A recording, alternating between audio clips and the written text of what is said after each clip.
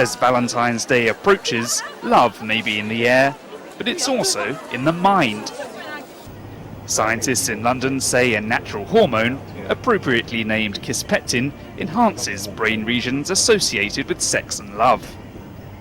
In placebo-controlled trials, 29 healthy young men were injected with kisspeptin and their brains scanned using MRI.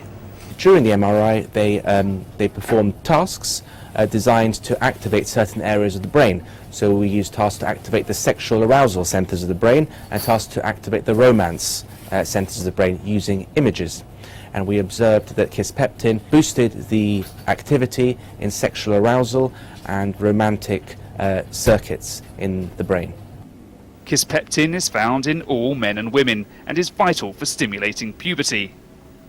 For the first time, we've been able to show that there's a hormone that stimulates reproductive hormones that's vital in all of us to stimulate puberty, having a link between a hormone that's stimulating reproductive hormones, but also how our brains perceive sexual images. Psychological sexual disorders can make it difficult for couples to conceive. Biological factors play a large part, but the role of the brain and emotion can't be overlooked. A kisspeptin-based therapy could be an answer, say researchers. It differs from drugs like Viagra, which only trigger a physiological response.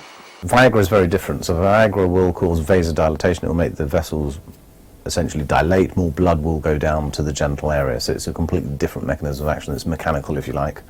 Whereas this is much more psychological in terms of it's altering how we perceive sexual images in our brains. So it's a completely different mechanism of action.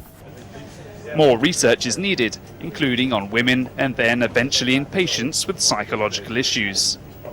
But kisspeptin could one day help treat sexual disorders of the mind. In effect, mental Viagra.